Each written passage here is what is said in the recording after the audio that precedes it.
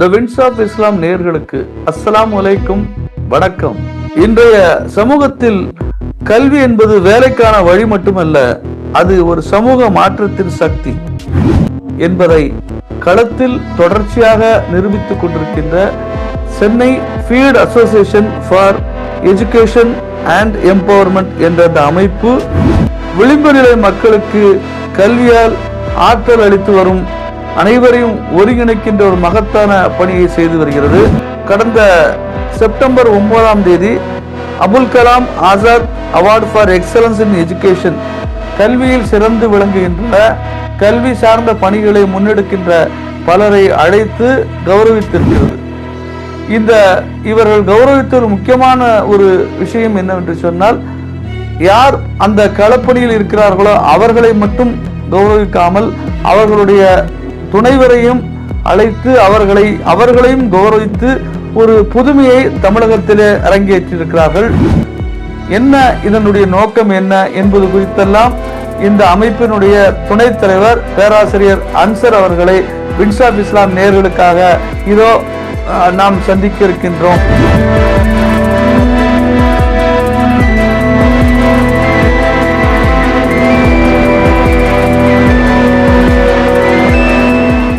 அஸ்ஸலாமு அலைக்கும் Ansar sir. Field association for education and empowerment எப்படி உருவானது, அதன் நோக்கமும் பணி வரம்பும் என்ன பத்தி எங்க நேயர்களுக்கு சொல்லுங்க சார். ஆக்சுவலா இது நாங்க ஒரு மக்கா மஸ்ஜிதுல நம்ம புதுப்பேட்டையை சார்ந்த அலையக்கடல் அறக்கட்டளை சார்ந்த சகோதரர்கள் ஒரு வட்டியில்லா திட்டத்தை பற்றி ஒரு கண்காட்சி ஏற்பாடு செய்திருந்தாங்க. அதுல நம்ம கல்லூரியை சார்ந்த நாங்க ஒரு 4-5 ப்ரொஃபசர்ஸும் கொஞ்சம் அந்த அலையக்கடன் சார்ந்த ஒரு சில பேர் சேர்ந்து அந்த கண்காட்சியினுடைய சில கவலைகளை பகிர்ந்து கொள்ளக்கூடிய வாய்ப்புகள் கிடைச்சு. குறிப்பா அந்த நேரத்துல ஒரு NIRF உடைய மத்திய கல்வி அமைச்சகத்தினுடைய NIRF உடைய ஒரு ரிப்போர்ட். அந்த ரிப்போர்ட்ல என்ன பண்ணியிருந்தாங்கன்னா, பல்வேறு சமூகங்கள் கடந்த ஆண்டை விட இந்த ஆண்டு அவங்களுடைய உயர்கல்வி படிப்பு சேர்க்கை எப்படி இருக்கு, மாணவர்களுடைய சேர்க்கை சமூக ரீதியாக போட்டிருந்தாங்க.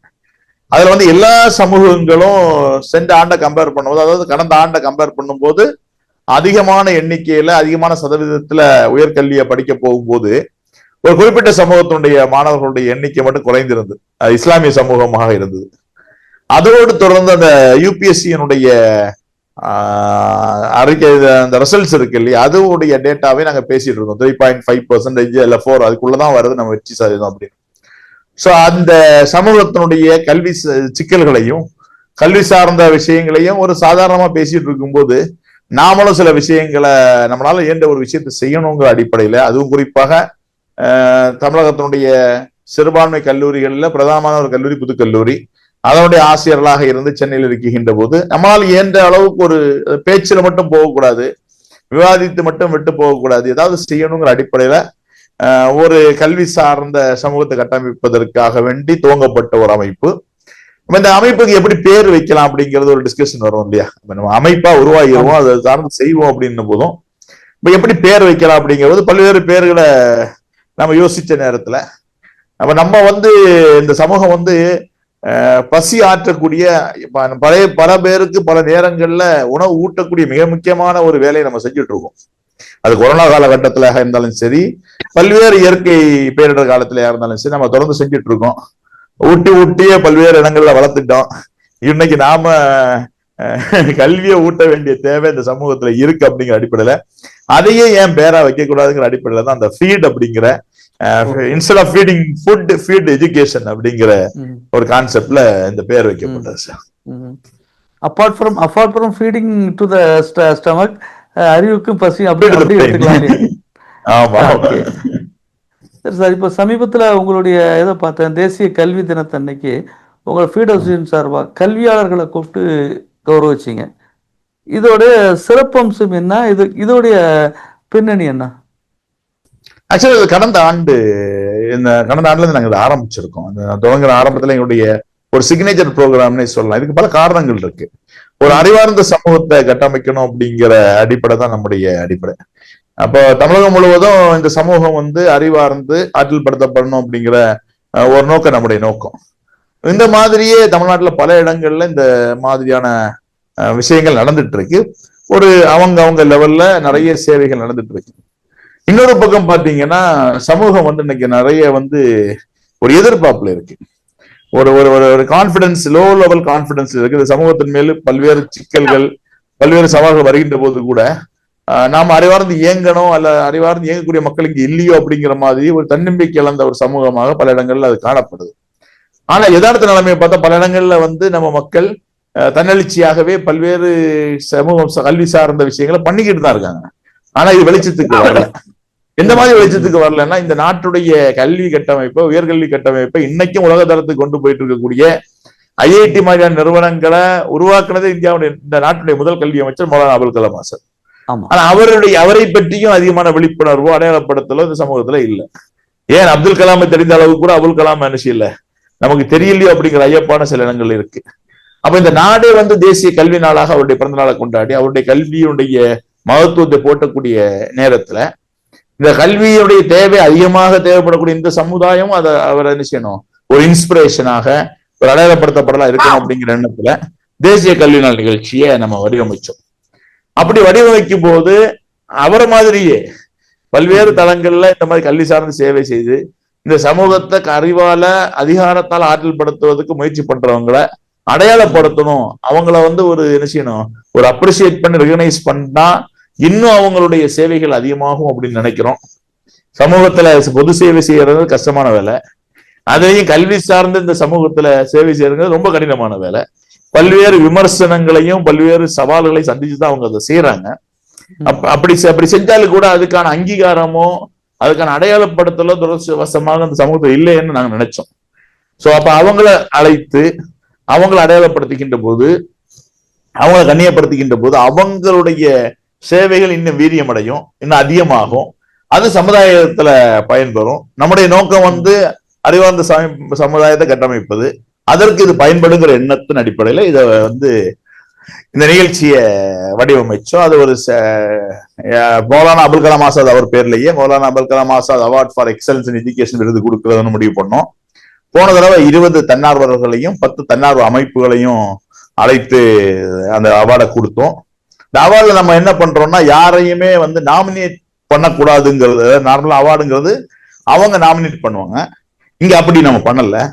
நாம வந்து நம்ம சகோதரங்கள்ல நாம அடையாளம் கண்டு இவர்கள் வந்து சேவை செய்யறாங்க தெரிஞ்சு அவங்கள கன்வின்ஸ் பண்ணி தான் அந்த அவார்டு கொண்டு வரோம். இதுதான் இதனுடைய வித்தியாசம். என்னன்னா நம்மள நிறைய பேர் என்ன செய்யறாங்கன்னா, அவங்க செய்யறதை செய்யக்கூடாதுன்னு நினைச்சுதான் செய்யறாங்க.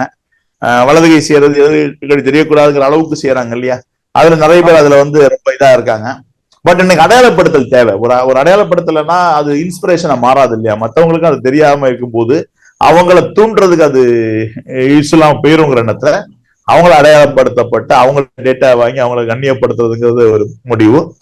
இந்த தடவை போன தடவை வந்து ரொம்ப காலைல 9 மணி ஆரம்பிச்சு சாயங்காலம் வரைக்கும் போனதுனால இந்த தடவை அந்த நம்பர்ஸை கம்மி பண்ணோம்.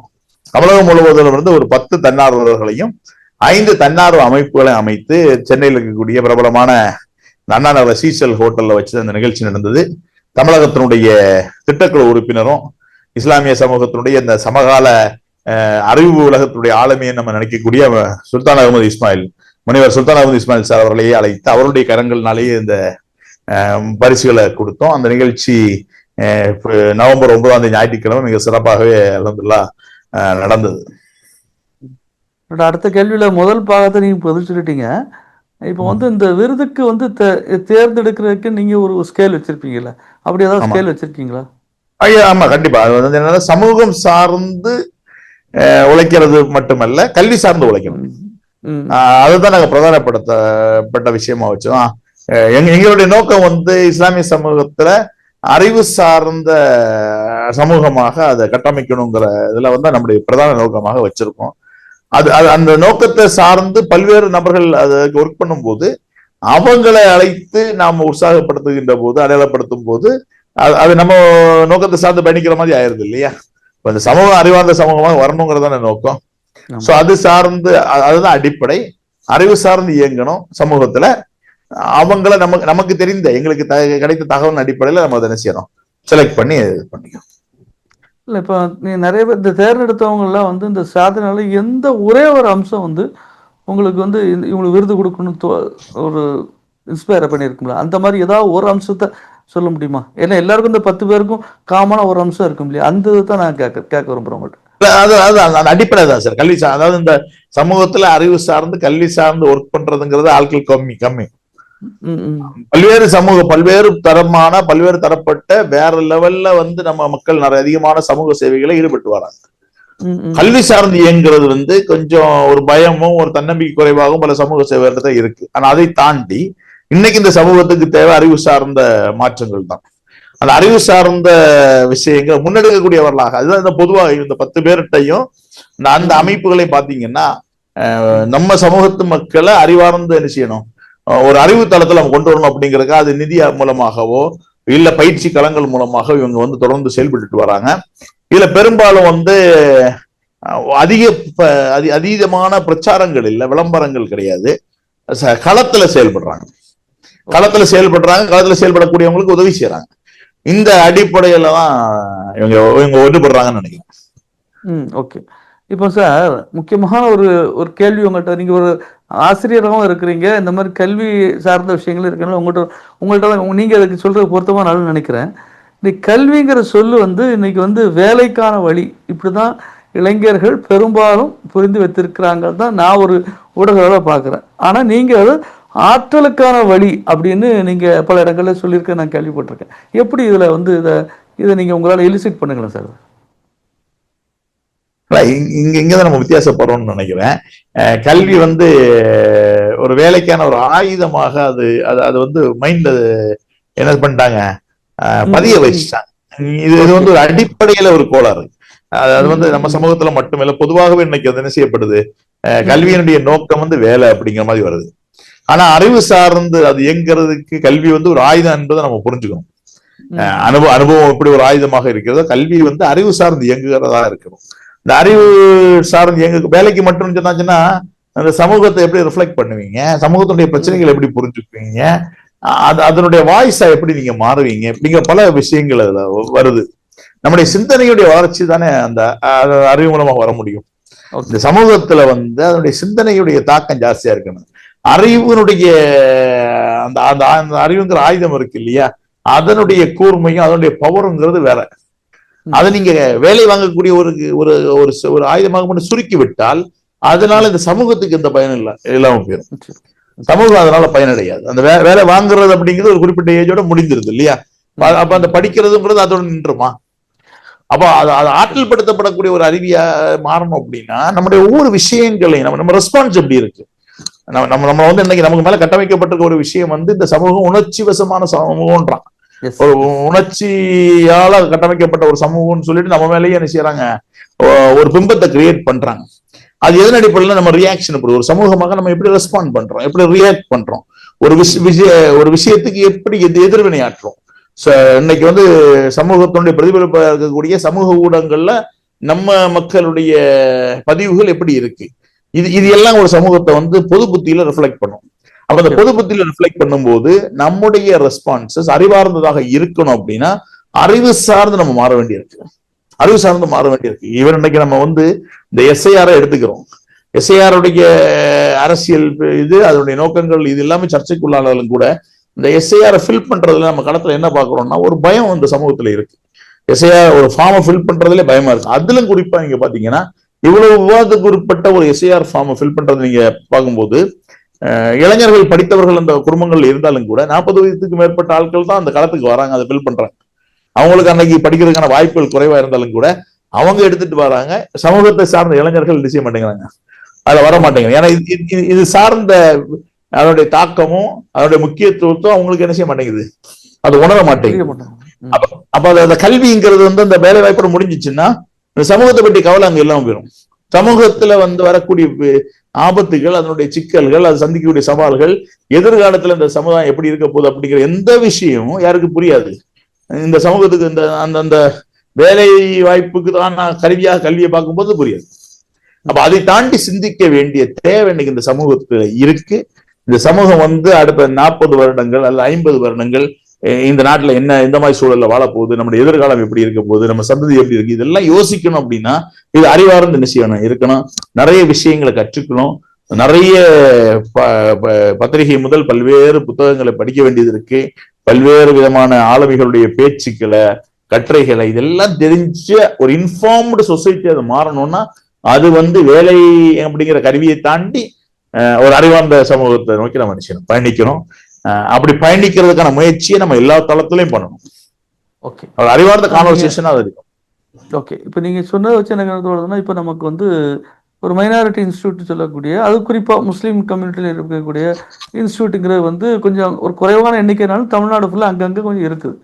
இப்போ இதை இவங்க என்ன இன்னும் செய்யணும்னு ஒரு கல்வியாளராக நீங்கள் ஒரு இடத்துல ஒரு ஆசிரியராக இருந்தால் கூட கல்வி நிறுவனங்கள் இந்த மாதிரி இருக்கக்கூடிய எஸ்டாப்ளிஷ் நிறுவனங்கள் இன்னும் என்ன செஞ்சால் இன்னும் பெட்டர்மெண்ட், நீங்கள் சொன்ன இந்த இதுக்கு பெட்டர்மெண்ட்டுக்கு நல்லா இருக்கும்னு நீங்கள் உங்களுடைய ஆலோசனை, உங்களுடைய சஜஷன் என்னவா இருக்கும்? கல்வி நிலையங்கள் இதை கொஞ்சம் ப்ரோஆக்டிவா தான் நம்ம இருக்கணும். ஒரு சமூகம் சார்ந்துதான் இன்னைக்கு இந்த அமைப்புகள் எல்லாம் கல்வி நிறுவனங்களை துவங்கி இருக்கு. அப்ப சமகாலத்துக்கு தேவையான திறன்களையும் அறிவையும் வளர்த்த வேண்டிய தேவை இன்னைக்கு கல்வி நிலையங்கள் இருக்கு. அதுல கொஞ்சம் ப்ரோஆக்டிவா அவங்க செயல்படணும். நிறைய சமகாலத்துக்கு தேவையான நாலேஜை ஃபீட் பண்ற அளவுக்கான விஷயங்களையும் இந்த கல்வி நிறுவனங்கள் செய்யணும். இங்க என்ன சிக்கல்னா, இன்னைக்கு 2 விதமான சவால்கள் இந்த கல்வி நிலையங்கள் எதிர்கொள்ளுது. ஒண்ணு இன்னைக்கு சமகாலத்துல மாறுபட்டு வரக்கூடிய ஒரு கல்வி சூழல், இந்த உயர்கல்வி சூழல் கம்ப்ளீட்டா மாறுபடுது. அது ஏஐ டெக்னாலஜி சம்பந்தப்பட்ட அல்லது அந்த தொழில்நுட்பம் சார்ந்த ஒரு மாறுதல் ஒண்ணு. மாணவருடைய மனநிலையில் வரக்கூடிய மாறுதல். இன்னைக்கு அந்த படிப்புல முக்கியத்துவம் இருக்கு இல்லையா? கொரோனாக்கு முன்னாடி வரைக்கும் தேர்வு அணுகின மாணவர்கள், தேர்வு கொடுத்த ப்ரையாரிட்டி இன்னைக்கு அது மாறுது. இன்னைக்கு ஸ்கில்டு நோக்கி மாணவர்களுடைய கவனங்கள் மாறுது. ஸோ இந்த 2 மாற்றங்கள். இன்னொன்னு பாத்தீங்கன்னா, ஹையர் எஜுகேஷன்ல அட்மிஷன்ஸும் கம்மியாகுது, குறிப்பா ஆர்ட்ஸ் அண்ட் சயின்ஸ்ல எல்லாம். நீங்க முன்னாடி ஒரு கன்சர்வேட்டிவ் கோர்சஸா இருக்கக்கூடிய கோர்சஸ்க்கு என்ன அட்மிஷன் இல்லை. ஈவன் பிஎஸ்சி மேத்தமெட்டிக்ஸ் கூட நிறைய ஆர்ட்ஸ் அண்ட் சயின்ஸ் அட்மிஷன்ஸ் இல்லாத அளவுக்கு போகுது. அப்ப ப்ரையாரிட்டிஸ் மாறுது, கல்வி சூழலுடைய ப்ரையாரிட்டிஸ் மாறுது. இதெல்லாம் கோபப் பண்றதுக்கு இன்னைக்கு ஹையர் எஜுகேஷன் ரொம்ப அந்த நிறுவனங்கள் ரொம்ப கஷ்டப்பட்டுட்டு தான் இருக்காங்க. ஒரு சைடு என்இபி, நேஷனல் எஜுகேஷன் பாலிசியுடைய பிரச்சனை, ஸ்டேட் எஜுகேஷன் பாலிசி, சமகால தேவைக்கான தொழில்நுட்ப பிரச்சனைகள், மாணவருடைய மாற்றத்துல மனநிலையில் வரக்கூடிய மாற்றங்கள், இதெல்லாம் கோப்பப் பண்ணி அதுக்கு தகுந்தாப்புல நான் அப்டேட் பண்ணி கொள்ளக்கூடிய ஒரு அவசரத்துல ஒரு தேவையில உயர்கல்வி நிலையங்கள் அங்கோட்டு போயிட்டு இருக்கு. இந்த பக்கம் பாத்தீங்கன்னா சமூகத்துக்கு தேவையான விஷயங்களை தான் அதை எடுத்துக்கணும். அப்போ அதிகமாக மாணவர்களை இயங்க வைக்கணும். அதை ஸ்டூடெண்ட் பேஸ்டா, லேர்னர் பேஸ்டா அதை மாற்றணும். நிறைய ப்ரோக்ராம், செமினார்ஸ் நடத்தணும், நிறைய அவேர்னஸ் கேம்பெயின் நடத்தணும், மாணவர்கள் மத்தியில கான்வர்சேஷன் அதிகமாக்கணும். இன்னும் சொல்ல போனா தொழில்நுட்பத்தை எவ்வளவு பிரதானப்படுத்தாலும் சரி, மனிதர்களுடைய இயற்கையான ஆற்றல்கள் வெளிப்படுத்தக்கூடிய எல்லா விஷயங்களையும் இந்த கல்வி நிலையங்கள் முன்னெடுக்கும் போது இன்னும் அதிகமா நம்ம என்ன செய்யலாம், அறிவு சார்ந்து இயங்கக்கூடிய மாணவர்களா நம்ம மாறிக்கலாம். சரி, இப்போ ஃபீட் அமைப்புங்கிறது நீங்க இந்த மாதிரி சாதனையாளர்கள் கௌரவிச்சுங்க. இப்போ எதிர்காலத்துல எந்த துறைகள்லாம் இந்த கல்வி சார்ந்த பணிகளை முனைப்போட கொண்டு போகணும்னு நீங்க நினைக்கிறீங்க? நாங்க ஒரு டார்கெட் பேஸ்டா பண்ணிட்டு இருக்கோம். இப்ப 2035 ஒரு டார்கெட், ஒரு 10 இயர்ஸ் டார்கெட் வச்சிருக்கோம். இந்த 10 இயர்ஸ் டார்கெட்ல ஒவ்வொரு ஏரியாக்களையும் லீடர்ஸ் உருவாக்கணும் அப்படிங்கிறது தான் எங்களுடைய மெயின் அஜெண்டாவா இருக்கு. ஒரு குறிப்பிட்ட ஒரு 5 to 6 ஏரியாஸ் நாங்க எடுத்துக்கிறோம். ட்ரெடிஷனலான இந்த இன்ஜினியரிங் கோர்சஸ் எல்லாம் நாங்க போல நிறைய பேர் பண்ணிட்டு இருக்கனால ஒன்னு கவர்மெண்ட் எக்ஸாம் சைடு வச்சிருக்கோம். அரசு இயந்திரங்கள்ல, அரசு அதிகாரங்கள்ல அடுத்த 10 ஆண்டுகள்ல குறைந்தது 100 பேரை உள்ள கொண்டு வரணும் அப்படிங்கிற ஒரு பிராக்டிக்கலான ஒரு டார்கெட்டை வச்சிருக்கோம். அதே மாதிரி இண்டஸ்ட்ரீஸ்ல பசங்க நிறைய பேர் காமர்ஸ் ஃபீல்ட்ல போறாங்க. இன்னைக்கு சமூகத்துல பெண்கள் அதிகமா கல்வி கேட்கறாங்க. பசங்களுடைய இதுல கொஞ்சம் சிக்கல் இருக்கு. கொஞ்சம் ஒரு குறிப்பிட்ட இது நல்லா படிக்கிறாங்க. ஒரு பல்க் ஆஃப் தி பாய்ஸ் டைரக்ஷன்லெஸ்ஸா இருக்காங்க. ஸோ ஆனா டேலண்டடா இருக்காங்க. ஸோ அவங்க எல்லாம் ஈஸி கோயிங்கிறத காமர்ஸ் அப்படிங்கிற மாதிரி எல்லாம் போறாங்களா, இவங்களை கொஞ்சம் உற்சாகம் மூட்டி வணிகத்துறையிலேயே ப்ரொஃபஷனல் கோர்சஸ் சொல்லக்கூடிய ஒரு சிஏ சார்ந்து, ஒரு கம்பெனி செக்ரட்டரி சார்ந்து, சிஎம்ஏ சார்ந்து, இது சார்ந்து ஒரு 100 பேரை உருவாக்கணும். கடமைக்கு ஆசிரியர்கள் இந்த சமுதாயத்துல இன்னைக்கு கம்மியாயிட்டு இருக்காங்க. அதாவது குவாலிட்டி பேஸ்ட் டீச்சர்ஸ் சொல்லலாம் இல்லையா? அது நம்ம NIRF சொல்லுது. டீச்சர்ஸ் உடைய இதை பாத்தீங்கன்னா முஸ்லீம் கம்யூனிட்டியில கம்மியா இருக்காங்க அப்படின்னு. டீச்சர்ஸ் வராங்க. பட் அதுக்கான எல்லா ரெக்யூசிட்ஸோட குவாலிட்டிஸோட வரக்கூடிய டீச்சர்ஸை உருவாக்கணும். அது ஒரு 100 பேரை உருவாக்கணும். வழக்கறிஞர்கள் இன்னைக்கு நிறைய பேர் அட்வொகேட்டை ஜாயின் பண்றாங்க. பட் தரமான வழக்கறிஞர்களாக ஒரு ஒரு லெவலுக்கு மேல லீடர்ஸா வரக்கூடிய அளவுக்கான அந்த குவாலிட்டிஸை கொண்டு வரக்கூடிய வழக்கறிஞர்கள், ஐஏஎம் மாதிரியான தொழில்நுட்ப வல்லுநர்கள், அந்த இந்தியன் இன்ஸ்டியூட் ஆஃப் மேனேஜ்மெண்ட் இருக்காங்கல்ல, அவங்க மாதிரி மேனேஜ்மெண்ட் லீடர்ஸ், இந்த மாதிரி ஒரு 5 வெர்டிகல்ஸ் வச்சிருக்கோம். அந்த வெர்டிகல் சார்ந்து நம்ம மக்களை என்ன செய்யணும், உருவாக்கணும் அப்படிங்கிற ஒரு டார்கெட் பேஸ ஒரு சைடு வச்சிருக்கோம். இன்னொரு பக்கம் வந்து இந்த அறிவார்ந்த சமூகத்தை உருவாக்குறதுல ரொம்ப முக்கியம் வந்து ஆசிரியர்கள் தான். அதனால என்ன பண்றோம்னா, இஸ்லாமிய நிறுவனங்களால் நடத்தப்படக்கூடிய பள்ளிகள் இருக்கு இல்லையா, அந்த பள்ளிகளுடைய ஆசிரியர்களுக்கு தொடர்ந்து நம்ம ட்ரைனிங், நவீன காலத்திற்கு தேவையான சமகாலத்திற்கு தேவையான திறன்களை உட்பட, அது லேட்டஸ்ட் மோட்டிவேஷன் உட்பட ரெண்டுமே சேர்ந்து ட்ரைனிங் ப்ரோக்ராம்ஸை தொடர்ந்து சென்னையில் நடத்திட்டு இருக்கோம். இப்ப கொஞ்சம் கொஞ்சமா தமிழ்நாட்டு இதர பகுதிகளுக்கு போறோம். இது போக இன்னொரு முக்கியமான வேலை, அது உங்களுக்கு தெரிஞ்சிருக்கும்னு நினைக்கிறேன். தமிழகம் முழுவதும் செயல்படக்கூடிய அந்த அரசு அதிகாரங்களை நோக்கி பல்வேறு தன்னார்வ அமைப்புகள் நடத்திட்டு இருக்காங்க. தமிழ்நாட்டில் இருக்கக்கூடிய அமைப்புகளை எல்லாம் ஒருங்கிணைத்து ஒரு அரசு பணி போட்டித் தேர்வு பயிற்சி மையங்களுடைய ஒருங்கிணைப்பு குழுனே ஒண்ணு உருவாக்கி அதன் மூலமா ஒரு ஒருங்கிணைப்பை உருவாக்கி இருக்கோம். அல்ஹம்துலில்லாஹ் அதுவும் வெற்றிகரமாக போயிட்டு இருக்கு. அதையும் கொஞ்சம் ஸ்ட்ரென்தன் பண்ணுங்கிறது எங்களுடைய நோக்கமா. ஓகே, இப்போ இந்த தன்னார்வர்களை பத்தி பேசும்போது நீங்க சொன்னீங்க உங்களை பத்தி.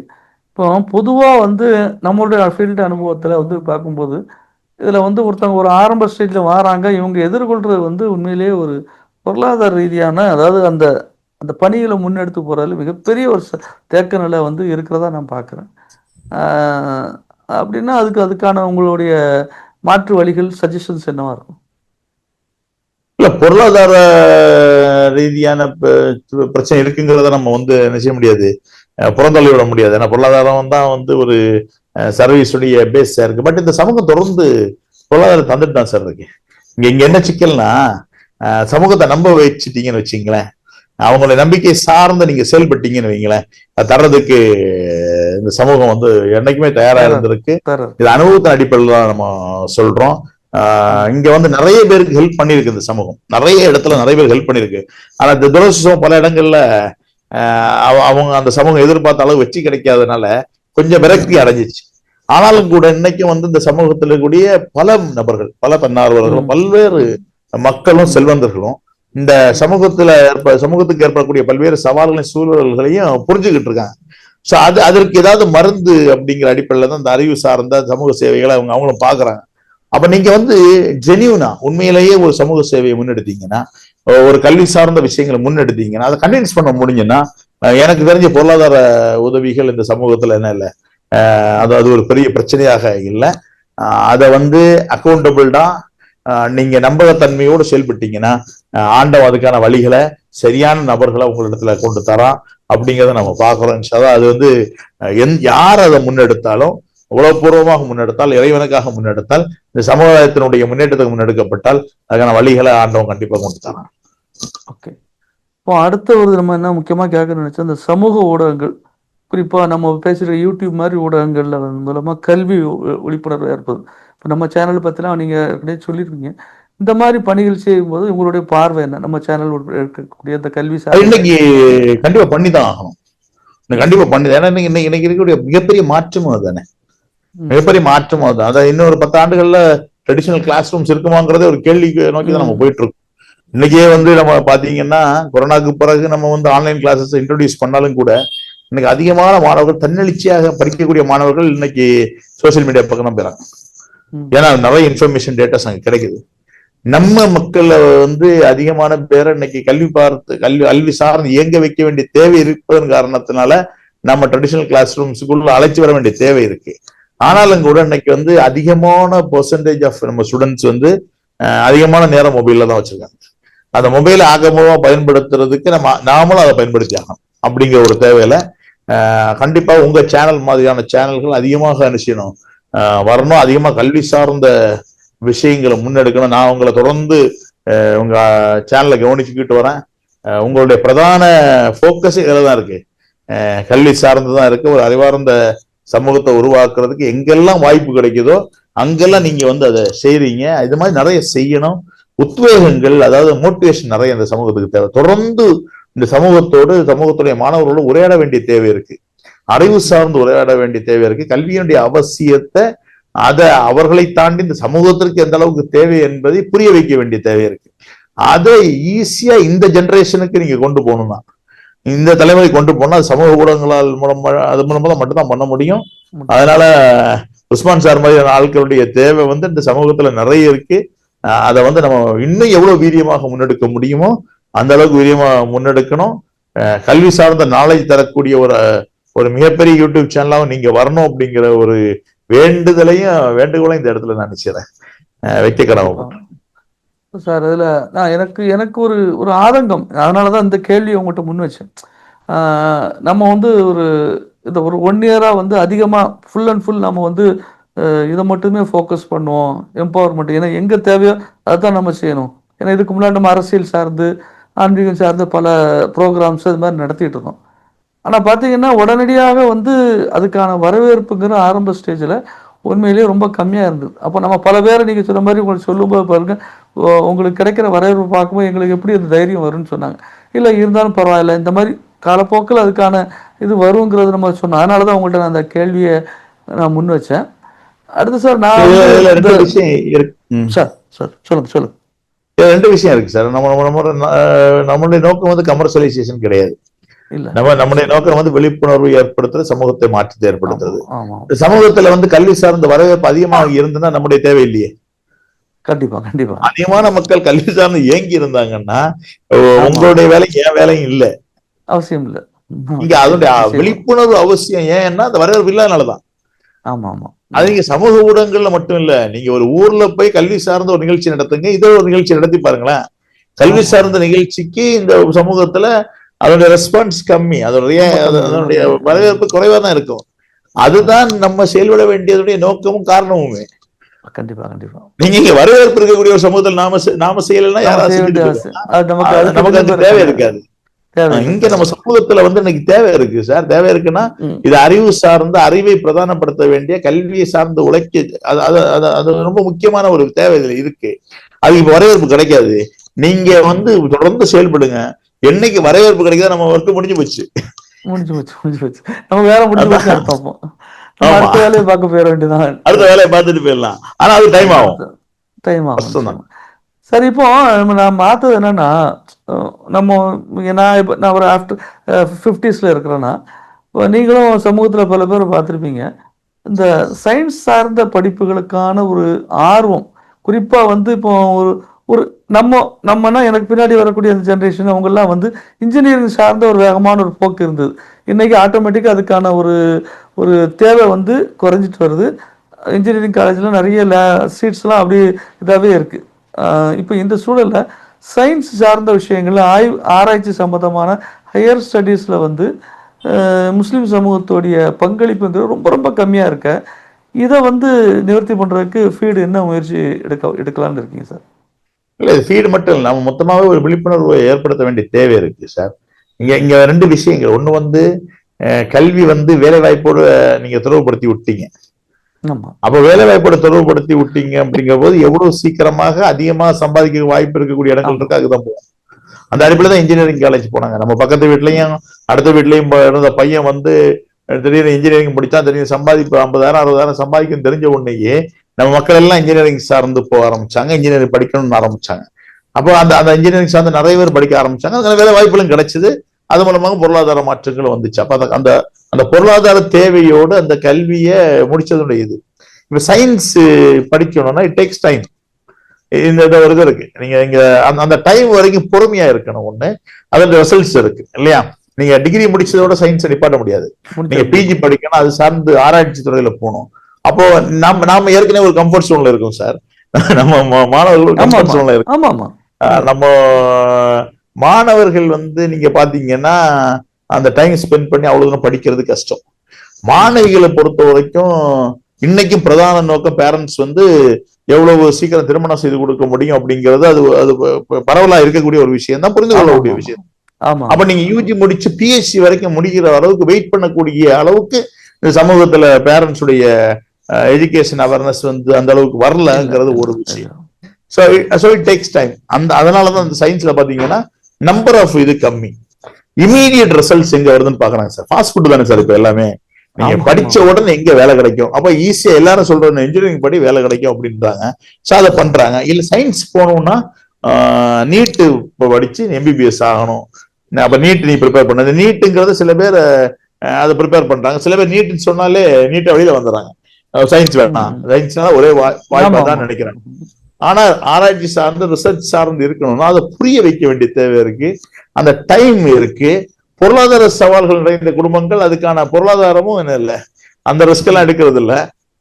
மேக்சிமம் பாத்தீங்கன்னா பிஎஸ்சியோ எம்எஸ்சியோ படிச்சு ஒரு டீச்சரா இது பண்ணிடலாம் அப்படிங்கிறதுலாம் இருக்காங்க. ஸோ அதை தாண்டி நம்ம ஆராய்ச்சி சார்ந்து போனோம் அப்படின்னா ப்ரூவன் ட்ராக் ரெக்கார்ட்ஸ் வந்து நம்ம எக்ஸாம்பிளா மாத்தணும். நமக்கு பக்கத்திலேயே இந்த இவ்வளவு ரிசர்ச் முடிஞ்சு வந்திருக்காங்க அப்படிங்கிறது ப்ரூவன் ட்ராக் ரெக்கார்ட்ஸ், எக்ஸாம்பிள், அதனால வரக்கூடிய எக்கனாமிக் இது எல்லாமே தொடர்ந்து பேசப்பட்டா மட்டும்தான் இவங்களை கன்வின்ஸ் பண்ண முடியும். ஸோ அதுக்கு நமக்கு தொடர்ந்து டைம் வேணும். எங்களுடைய ப்ரோக்ராம்ல எல்லாமே நாங்க பாத்தீங்கன்னா நாங்க மிக பிரதானப்படுத்தக்கூடியது சயின்ஸ் சார்ந்த நம்முடைய மிகப்பெரிய ஆளுமையா இருக்கக்கூடிய சுல்தான் இஸ்மாயில் சார் தான். அவர் அறிவியல் சார்ந்த எந்த அளவுக்கு உச்சத்துல போனார் அப்படிங்கறத நாங்க தொடர்ந்து பேசிக்கிட்டு தான் இருக்கோம். அவரோட எக்ஸாம்பிளா பேசிட்டு இருக்கோம். பட் அந்த மாதிரி சுல்தான் இஸ்மாயில் சார்களை மாதிரியான ஆட்கள் அதிகமாகும் போது இந்த சமூகத்துல அறிவியல் சார்ந்த ஆராய்ச்சியில் சார்ந்த மக்கள் அதிகமாகும். நிச்சயமா. ஒரு ஒரு ஷார்ட் அண்ட் ஸ்வீட்டா வந்து உங்களுடைய அந்த பணிகளை பத்தி சொன்னீங்க. உண்மையில நம்ம 2 பேர் மட்டும் இல்லை, இந்த ஃபீடு மாதிரி அமைப்புகள் வந்து இன்னும் அதிகமான தேவை வந்து இந்த சமூகத்தில் இருக்கு. நீங்க ஏற்கனவே சொல்லிட்டீங்க, அடுத்த 10 ஆண்டுகளுக்கான ஒரு செயல் திட்டத்தோடு நாங்கள் இறங்கியிருக்கோம்னு சொல்லி. உங்களுடைய இந்த உயர்வான இந்த நோக்கங்கள் வெற்றி பெற வேண்டும், அதற்கான பலன்கள் இந்த சமூகம் என்று நான் குறிப்பிடுவது ஒட்டுமொத்த தமிழ் சமூகத்திற்கானது. இந்த சமூகத்திற்கான ஒரு நன்மைகளாக இது அமைய வேண்டும் என்ற வாழ்த்தும் எங்களுடைய ஆசையும் சேனலின் சார்பாகவும் என்னின் சார்பாகவும் தெரிவித்துக் கொண்டு உங்களுடைய நேரத்தை எங்களுக்காக ஒதுக்கி தந்தமைக்கு எங்களுடைய நெஞ்சார்ந்த நன்றியை தெரிவித்துக் கொண்டு இன்னும் இது போன்ற பல உயரங்கள் ஃபீட் அமைப்பு தொட வேண்டும் என்று மீண்டும் ஒரு முறை வாழ்த்தி உங்களிடமிருந்து விடைபெறுகிறோம். நன்றி. Thank you sir. Thank you Usman sir. தொடர்ந்து செயல்படுங்க, நிறைய விழிப்புணர்வு ஏற்படுத்துங்க, அதிகமான கல்வி சார்ந்த வீடியோக்கள் தொடர்ந்து இது பண்ணுங்க. சமூகம் என்ன செய்யட்டும், அறிவார்ந்த சமூகம் வளரட்டும், சேர்ந்தே செயல்படுங்க.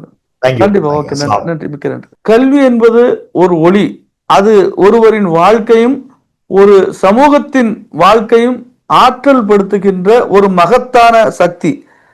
அந்த ஒளியை எல்லோரிடத்திலும் கொண்டு சேர்க்கின்ற மகத்தான பணியை சகோதரர் அன்சர் சார்ந்திருக்கின்ற ஃபீட் அசோசியேஷன் வெகு சிறப்பாக செய்து கொண்டிருக்கிறது. மௌலானா அபுல் கலாம் ஆசாத் அவர்கள் சொன்னது போல, கல்வி என்பது ஒரு மனிதனுடைய வாழ்க்கையின் அடித்தளம். அந்த அடித்தளத்தை வலுப்படுத்துகின்ற இந்த மகத்தான பணிகளை செய்து கொண்டிருப்பவர்களை தொடர்ச்சியாக வின்ஸ் ஆஃப் இஸ்லாம் அறிமுகப்படுத்தி அவர்களுடைய அனுபவங்களை தொடர்ச்சியாக பகிர்ந்து வருகிறது. இது போன்ற கல்வி மற்றும் வளர்ச்சி குறித்தான செய்திகளை நீங்கள் தெரிந்து கொள்வதற்காக வின்ஸ் ஆஃப் இஸ்லாம் சேனலோடு தொடர்ச்சியாக இணைந்திருங்கள். வாருங்கள், ஒரு ஒளிமயமான சமூகத்தை படைப்போம். நன்றி.